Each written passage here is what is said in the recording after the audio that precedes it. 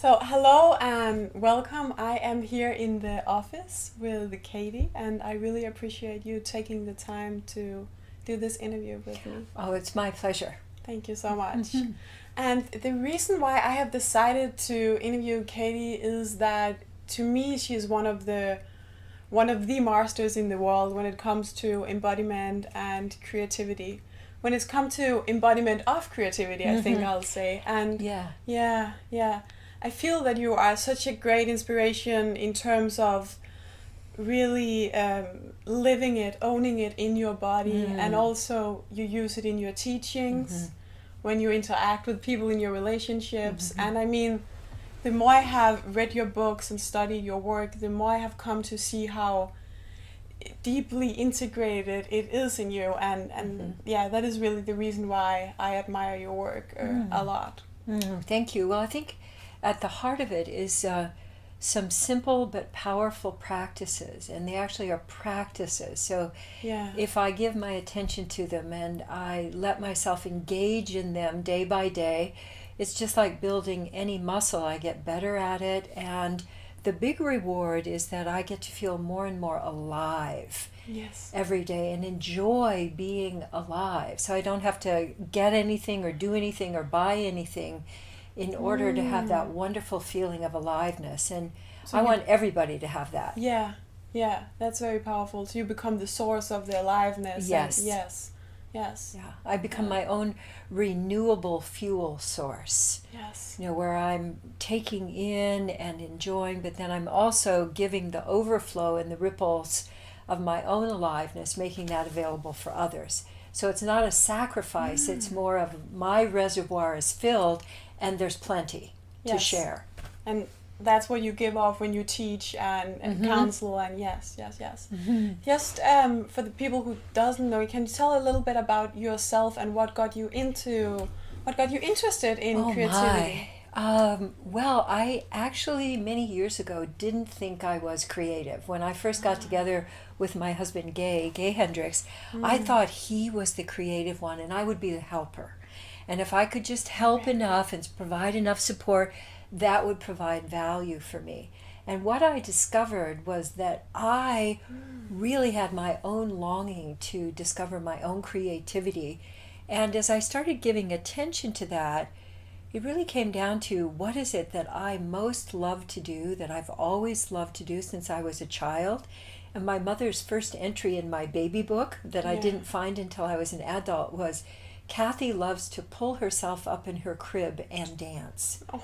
So like before I was one, I was already moving. Trying to, playing with. And so movement has been a great doorway to creativity for me. Yes. And I think for some people it would be singing, for other people maybe doodling or writing. For some people it could really just be playing with new kinds of recipes in their heads, or looking at what someone else is doing and seeing how could I put this together in a different way. So it really comes down to creativity is easy. Creativity gives you energy, gives you increased energy, and creativity is a way that you can encounter not just creating something new, but you can create your way into new solutions. Instead of working on things, you can open up to how could I create something brand new with this? Yes. And making the process enjoyable is what I'm hearing you say. Yes. And So I don't have to wait till I get there to be happier or to Yes. feel that I'm more creative. I can get more creative along the way. Yes. So that I'm having a good time with transformation rather than knuckling down and it's got to be really painful. I think that's just complete nonsense, that we don't have to grow with pain. And in fact, real change only happens when you're having a good time. Yes. And one of the best ways to have a good time is with creativity. I was just thinking that happens one choice at a time. So it's not like I need to become a creator. I just make a different choice. And we do this in our seminars too. I'll have people go across the room toward a goal and then find out, was I really trying to get there, or did I enjoy getting there? And then I have them do that again, but I have them change one thing about the way they go. Yes. And invariably, the whole group has a better time just because they've changed one thing. And that's creating. Yes, yes, yes. So people find out that everybody can be creative.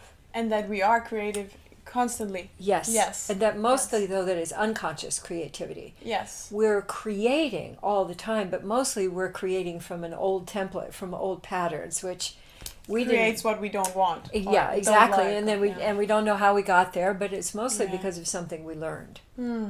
Yes. Yes. So creativity to you, how would you describe that? I remember I once heard you talk about one faucet. And that we have creativity and sexuality coming out of all of that. Yeah, that's a great, I appreciate you mentioning that. What we found is that all of our feelings and our life energy come out of the same faucet. Yes. So our choice is either to feel or to not feel. So it's not that I think I'll feel my joy and my sexuality, but I'm not going to feel angry.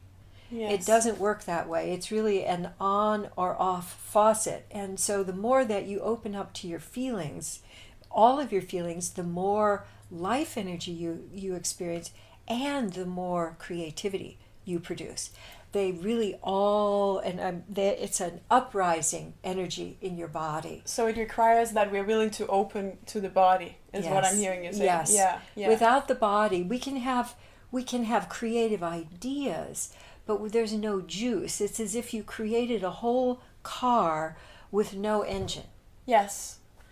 I'm happy that you're saying that, because that's something I'm extremely passionate about, finding that balance of grounding the visionary creative ideas so we don't end up living without actually building it. Yes, and I know so many people, and some very, very well-known people who are visionaries, and they have these incredible visions about the future, but there's no way to get there. Yes. There's no sense of, and often we see this in political years too, that there are these great visions, but there's now, how are we going to actually get from where we are to there? Yeah. And what we've done, we've created all kinds of different maps for not only accessing your creativity, but also how to get from here to there. And the first and most important step in that is to make a commitment.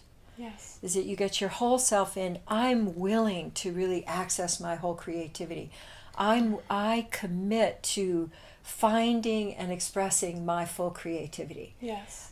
So something like that, and then you recommit to that, because the first thing that happens, of course, is that something will occur that makes you think that you never knew how to create anything. And I think you and I both share a tendency toward, I could have done that better. Yes. That inner critical voice, which can be very helpful to to help us get more skilled, but not if we always feel like, oh gosh, I failed again. Yeah. So if we we're like knocking ourselves down. Knocking yourself down, and then you have to get back up again. But the only thing you have to look forward to is more criticism. So I really love to simply recommit and take an action toward what I really want. And you'd be surprised how hard that is for people. They really want to complain. They really want to say, I can't do that very well, rather than stepping into the unknown. So I think that's the real challenge. That's a really good point. I noticed that for myself. I dance a lot, and when I make mistakes, I could spend 5 minutes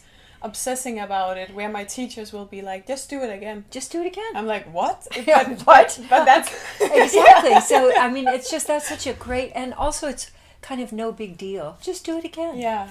That is in fact the way that we learn. Yes. We try something out, we look at the result, then we make a calibration, and then we try it again. Yes. And then I think eventually you're not trying it again. You get that one, okay, got that one. Okay, now what? Exactly. And then I add a new skill to that, and then that makes an even more beautiful and more realized kind of self-organizing organism. And then you keep evolving. It's not that you get to a place and then, yeah, no. like you're a statue for the rest of your life. You keep evolving. Yeah, keep growing and shaping and transforming all of that. Yeah. Yeah.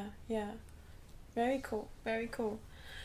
I have really loved practicing your fear melters. Yes.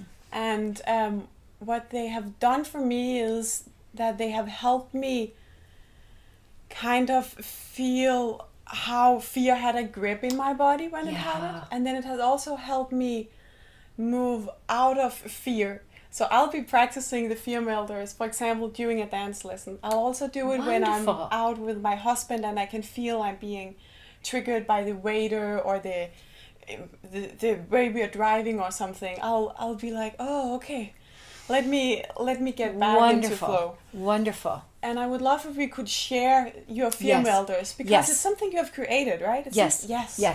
So what I noticed was that at the root of all problems is this central problem of being locked in fear. Yes. And I think most of the whole world is locked in fear currently. And there are a couple of big issues with fear. One is that you cannot talk yourself out of it. So someone will say, relax, there's nothing to be scared of. Just relax. Right. Yeah, that just makes people more frightened. And the other is that if I'm in fear, you become the other.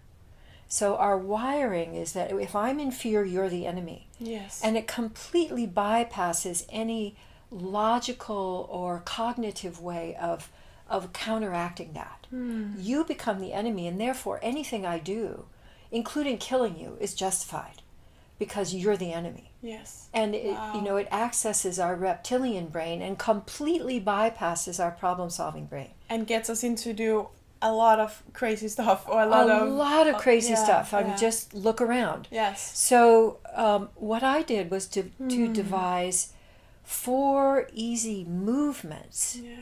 Because signals from your body get to your brain 4 to 10 times faster than your cognitive thoughts. So your body movements can get your brains reconnected again before your thinking can catch up. Yes. So they're very quick, and they get you back into resourcefulness. So it's not a panacea.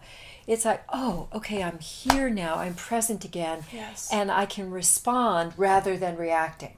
Yes. So I wanted to also let viewers know that there are 2 places where you can see fear melters. So one is if you go to YouTube and you type in fear melters, up will come a 6-minute animation that's called Fear Melters, which describes the whole problem of fear and describes the fear melters.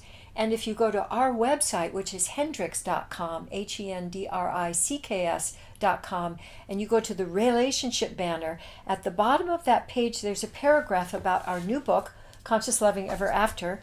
And you click on that, and it will take you to a page with 5 videos. And one of them is on fear melters.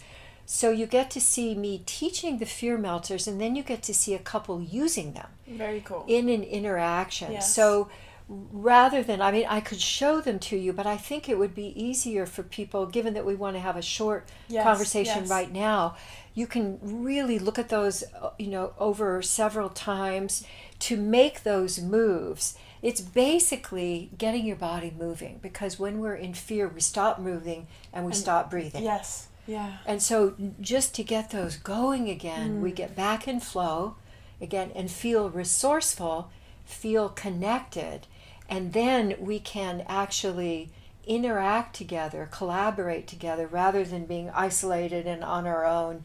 And keeping the same fight going, and which we really need, not only new solutions, but I think that each of us really wants an experience of being presenced, of really being met by another, and that sense of really connecting, I think would do more to solve all of the problems that we face in the world than any single thing that we could do. So I'm a big fan of fear melters, because that's a gateway to presence. Yes. And they work. I mean, I have they work. I've practiced a lot and tried a lot of different things when it comes to the movement and stuff like that. But I can say that the fear melters are super easy and they're effective, and you can use them in the kitchen, on the street, in the bathroom, in a dance lesson. In a dance lesson, in a restaurant, in a bank. We've had people use them when they're applying for a loan. Yes, good idea. Or in a business meeting. You're sitting around a table and everybody is kind of nodding out or they're texting. But fear melters, we're kind of doing some of them. You'll see some of them that we're doing, which are basically very simple moves that allow you to go, oh, here I am, and to feel confident that you can meet life. Yes. Very, very cool. I was wondering about the whole theme of the creative people I work with. Most of them end up feeling confused or stuck or doubtful. And I was wondering, what are your thoughts around confusion or that feeling of insecurity? Oh, that's such a great question. I think it's valuable for us to discern the difference between genuine confusion and what I would call creative tension. I had one experience of fishing when I was young with my dad, and I can remember throwing the line out, and then I'm waiting. The line is in the water and the fish hasn't bitten yet. Yes. And I'm in that in-between space. So I think a lot of creative people, we have an idea. Like, oh, wouldn't it be great if... Like, that's how the fear melter started. Wouldn't it be great if there were something simple that we could do that would make us resourceful? And then I was in creative tension for actually several months. Yes. Where I try that, no, that's not quite it. No, that one works, but it needs something a little bit more. And that kind of juicy creative tension is a way that we move from here to there. Yes. And it's different than confusion is an expression of fear. It's really the faint expression of fear where I kind of get confused, stupid feeling for a moment. Yes, cannot see clearly. Can't see clearly, feel foggy. Yeah. That's more connected to fear. But that gap, between I can see it, I can feel it, I can sense it, but I'm not there yet. That's really valuable to learn how to live with. Yes. And one of the best ways is to keep your own flow of aliveness going with breathing and moving and caring for yourself and playing. Yes. I think one of the best ways to really activate our creativity is to find lots of different ways to play. Yes. And to have playtime every day, both verbal, nonverbal, solo, with others. So like just the other night, both you and I were at a dance event where everybody came in and moved the way they wanted to move. And we had this wonderful music, and it was a sense of a container where everybody could experience their own creative expression.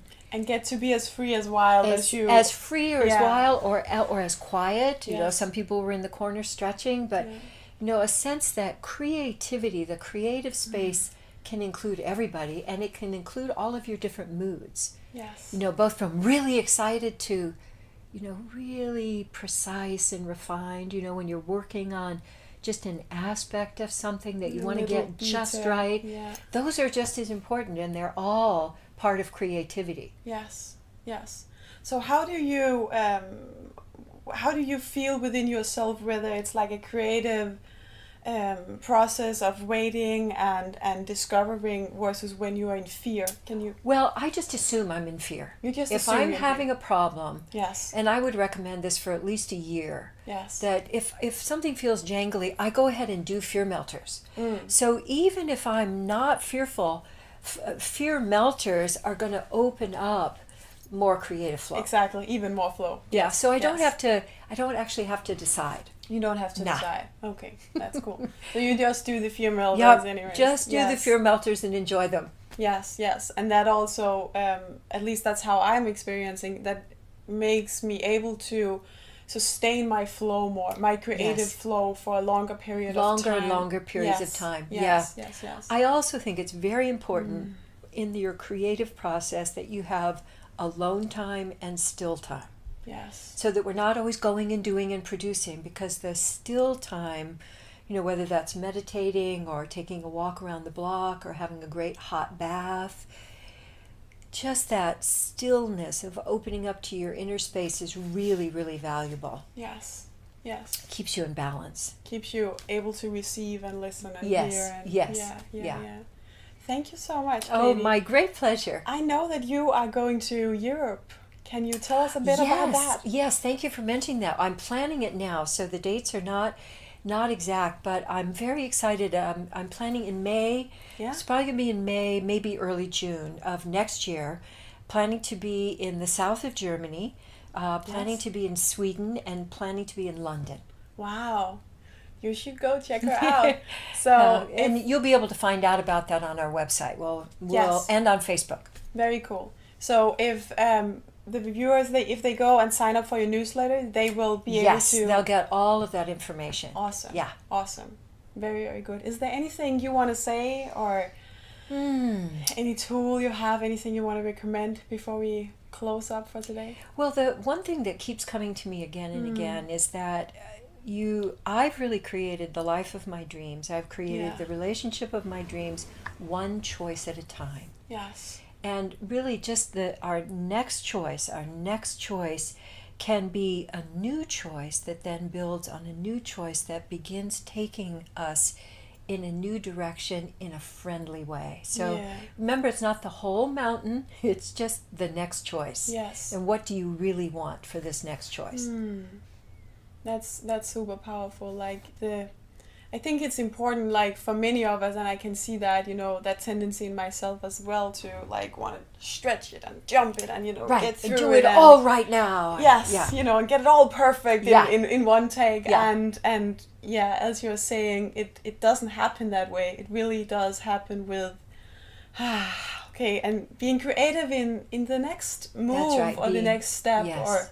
And that's how we fuel more and more of that creative juice that most of us like so much. And if you are a creative person or an artist, that's what you need to fuel through you. So yes. Yeah. Thank you so much. My pleasure. I really appreciate it. My pleasure. Thank you. Thank you.